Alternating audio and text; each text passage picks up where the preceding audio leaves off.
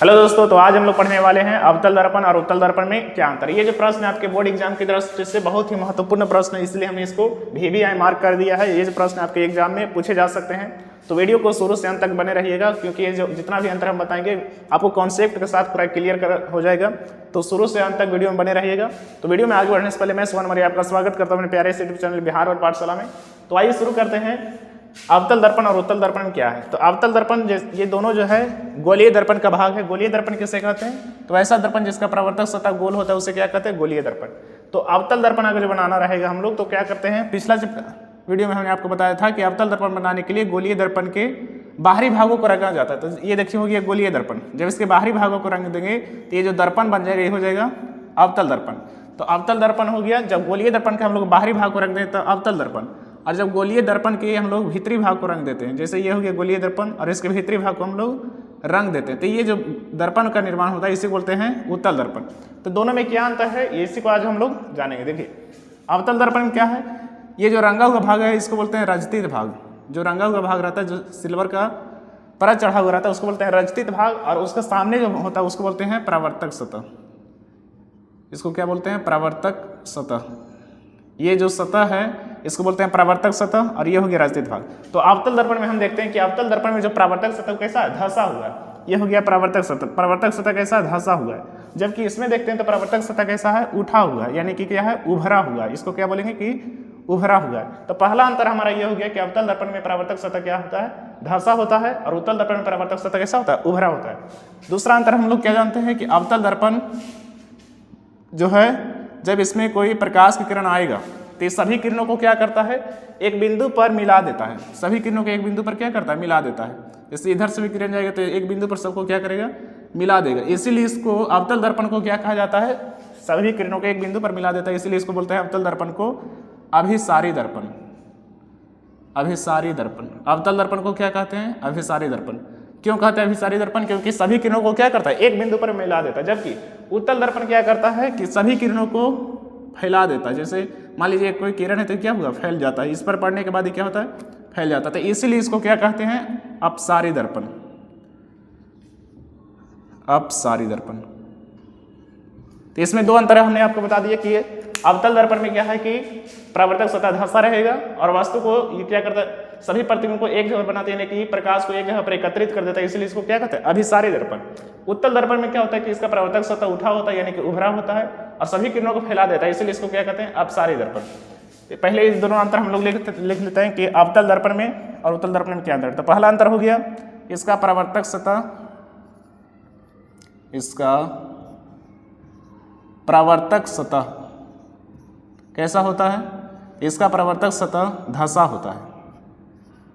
इसका परावर्तक सतह धंसा होता है। जबकि इधर हम लोग को क्या लिखना है कि इसका परावर्तक सतह, इसका परावर्तक सतह धंसा नहीं होता है, यानी कि उभरा होता है। इसे भी लिख सकते हैं हम लोग, उभरा होता है, यह धंसा नहीं होता है।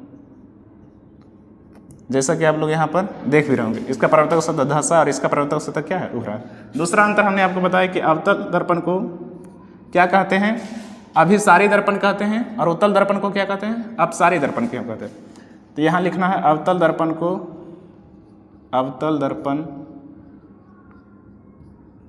का उपनाम, यानी कि दूसरा नाम अभिसारी दर्पण है। अवतल दर्पण का उपनाम अभिसारी दर्पण है, जबकि इधर हो जाएगा उत्तल दर्पण का उपनाम, उत्तल दर्पण का उपनाम क्या है? अपसारी दर्पण है। उत्तल दर्पण का उपनाम अपसारी दर्पण है। तीसरा अंतर क्या हो जाएगा? तीसरा अंतर हमारा हो जाएगा अवतल दर्पण में जो है कैसा प्रतिबिंब बनता है। तो अवतल दर्पण में हमेशा, अवतल दर्पण में जो है वस्तु के आगे भी प्रतिबिंब बनता है और वस्तु के पीछे भी प्रतिबिंब बनता है। जैसे कि हमने आपको कल बताया था कि जब वस्तु को ध्रुव और फोकस के बीच में रखेंगे तो प्रतिबिंब कहाँ पर बनेगा? इधर बन जाता है, दर्पण के पीछे बनता है। तो इसीलिए जब जो प्रतिबिंब आगे बनता है तो उसको बोलते हैं वास्तविक प्रतिबिंब, और जो दर्पण के पीछे बनता है उसको बोलते हैं काल्पनिक प्रतिबिंब। तो अवतल दर्पण में जो है वास्तविक और काल्पनिक दोनों प्रकार का प्रतिबिंब बनता है, जबकि उत्तल दर्पण में जो है सिर्फ काल्पनिक प्रतिबिंब बनता है। तो यहाँ पर लिखना है अवतल दर्पण में वास्तविक एवं काल्पनिक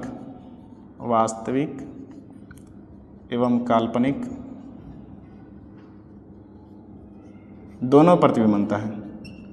वास्तविक एवं काल्पनिक दोनों प्रतिबिंब बनता है। और इधर हो जाएगा उत्तल दर्पण में केवल आभासी यानी कि काल्पनिक प्रतिबिंब बनता है। काल्पनिक प्रतिबिंब बनता है, केवल काल्पनिक प्रतिबिंब बनता है। और इसमें क्या अंतर हो जाएगा?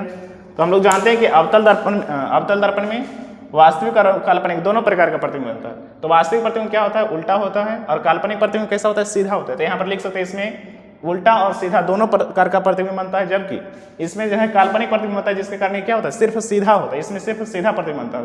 ये हो गया चौथा अंतर। और भी लिख सकते हैं इसमें प्रतिबिंब सीधा या उल्टा प्राप्त होता है। सीधा या उल्टा प्राप्त होता है, जबकि इसमें क्या होगा? काल्पनिक प्रतिबिंब बनता है, इसलिए इसमें हमेशा सीधा प्रतिबिंब प्राप्त होता है। सीधा प्रतिबिंब प्राप्त होता है। ये हो गया हम लोग का चौथा अंतर। पहला, दूसरा, तीसरा, ये हो गया चौथा। और इसमें क्या अंतर हो जाएगा? तो और भी अंतर अगर आप लोग को लिखना है तो और लिख सकते हैं। इसमें फोकस दूरी क्या होता है? ऋणात्मक होता है। अवतल दर्पण में फोकस दूरी क्या होता है? ऋणात्मक होता है। तो इधर लिखो अवतल दर्पण में फोकस दूरी ऋणात्मक और इसमें फोकस दूरी क्या होता है? धनात्मक होता है। लिखना है इसमें फोकस दूरी ऋणात्मक होती है।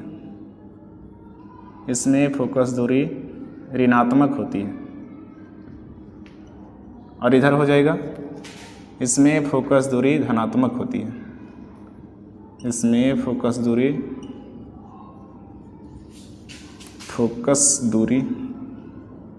धनात्मक होती है। और भी अंतर लिखना है तो और भी आप लिख सकते हैं कि अवतल दर्पण का निर्माण तब होता है जब गोलीय दर्पण के बाहरी भाग को रचित किया जाता है, और उत्तल दर्पण का निर्माण तब होता है जब गोलीय दर्पण के भीतरी भाग को रचित करते हैं। तो ये हो गया टोटल 6 अंतर हमने आपको बता दिया। तो कोई सा भी आप लोग को 2 अंतर जो है लिखना है, कम भी तो 2 अंतर आपको लिखना है, क्योंकि ये जो है 2 नंबर में पूछा जाता है प्रश्न। तो पहला अंतर क्या है कि इसका प्रवर्तक सतह कैसा होता है? धंसा होता है। इसका प्रवर्तक सतह धंसा होता है और इसका प्रवर्तक सतह कैसा है? उभरा होता है। दूसरा अंतर हो जाएगा कि इसमें प्रतिबिंब जो है आगे भी बनता है और पीछे भी बनता है, यानी कि इसमें वास्तविक और काल्पनिक दोनों प्रकार का बनता है प्रतिबिंब, जबकि इसमें जो है हमेशा वस्तु के पीछे बनता है, यानी कि सिर्फ काल्पनिक प्रतिबिंब बनता है। और जानते हैं कि आभासी प्रतिबिंब कैसा होता है? सीधा होता है। आभासी प्रतिबिंब सीधा होता है और काल्पनिक प्रतिबिंब आभासी या उसे बोलते हैं काल्पनिक प्रतिबिंब। तो आभासी बोले या काल्पनिक दोनों क्या होता है? सीधा। जबकि वास्तविक प्रतिबिंब क्या होता है? उल्टा। तो यहाँ लिख सकते हैं कि इसमें जो है प्रतिबिंब कैसा बनता है? उल्टा और सीधा दोनों बनता है, क्योंकि इसमें वास्तविक और काल्पनिक क्या है? दोनों प्रकार का प्रतिबिंब बनता है। जबकि उत्तल दर्पण में सिर्फ काल्पनिक बनता है, इसलिए इसमें सीधा प्रतिबिंब बनेगा। तीसरा हो जाएगा इसमें कि अवतल दर्पण का उपनाम क्या है? अभिसारी दर्पण। क्यों अभिसारी दर्पण क्यों कहते हैं? क्योंकि सभी किरणों को एक ही जगह पर क्या करता है? एकत्रित कर देता है, इसलिए इसको क्या कहते हैं? अभिसारी दर्पण। दूसरा हो जाएगा कि इसमें उत्तल दर्पण को क्या कहते हैं? अपसारी दर्पण। क्यों कहते हैं? क्योंकि सभी किरणों को क्या करता है? फैला देता है। तो उम्मीद करते हैं आप लोग को समझ में आ गया होगा। तो नेक्स्ट वीडियो में हम लोग बात करेंगे कि अवतल दर्पण और उत्तल दर्पण के उपयोग क्या है। तो अगर वीडियो पसंद आया तो लाइक जरूर कीजिएगा और चैनल पर नहीं है तो सब्सक्राइब जरूर कीजिए। मिलते हैं नेक्स्ट वीडियो में, तब तक के लिए धन्यवाद।